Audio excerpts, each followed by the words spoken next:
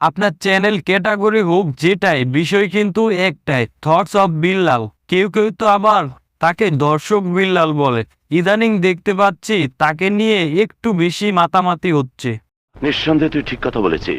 নায়ক থেকে গায়ক, ইউটিউবার থেকে টিকটকার, খেলোয়াড় থেকে দেলোয়ার, সবার মুখে একটাই নাম, থটস অফ বিল্লাল। এখন দেখি সবাই তাকে নিয়ে ভিডিও বানায়। কালকে তো এক টেক ইউটিউবারকেও দেখলাম তাকে নিয়ে ভিডিও করতে।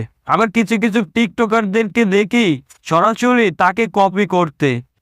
আবার কিছু কিছু টিকটকারদেরকে দেখি সরাসরি তাকে কপি করে ভয়েস ওভার করতে। আবার কেউ কেউ তার ভিডিও ডাউনলোড করে আবার আপলোড করে।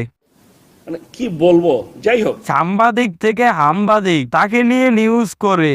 আর এইখানে পেস্টা লাগে। বাঙালি তো টাকার পাগল। যদি কাউকে দেখে গরিব অসহায় মানুষদের আলকাতরা ফ্রিতে দিচ্ছে, কারো যদি আলকাতরা নাও লাগে তারপর ওই জায়গায় লাইন ধরে দাঁড়াবে। কিছুদিন আগে একটা নিউজ দেখলাম যেখানে থটস অফ বিল্লাল লাস্ট 3 মাসে ইনকাম করেছে 46 লাখ টাকা। আর ওইটা বাঙালি দেখে হুমড়ি খেয়ে পড়েছে তৈরি করার জন্য। ভাই আমি বেশি কথা বলতে চাই না, ভিডিও অনেক বড় হয়ে যাবে।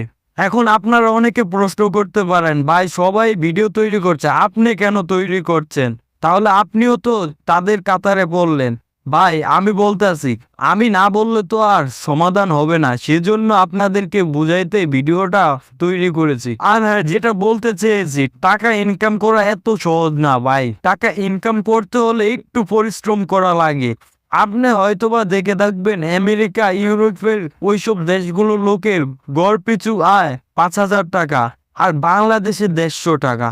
তার কারণ কি জানেন? তারা অনেক পরিশ্রম করে। আর বাঙালি অলস, আর বাঙালি ঘুমিয়ে ঘুমিয়ে স্বপ্ন দেখে কোটিপতি হওয়ার জন্য, কিন্তু বাস্তবে পরিবর্তন করে না। আপনি যাই করেন না কেন, একটু পরিশ্রম করেন, সফলতা আসবে। আর যদি আমরা ইউটিউবকেই মনে করি সফলতা, তাহলে এমন একটা অবস্থা হবে যেখানে দেখা যাবে বাংলাদেশে সব ইউটিউবার হয়ে গেছে, কেউই আর কাজ করছে না। আজকের ভিডিও এই পর্যন্তই, বেশি কথা বলবো না, ভিডিও বড় হয়ে যাবে। সবাইকে ধন্যবাদ।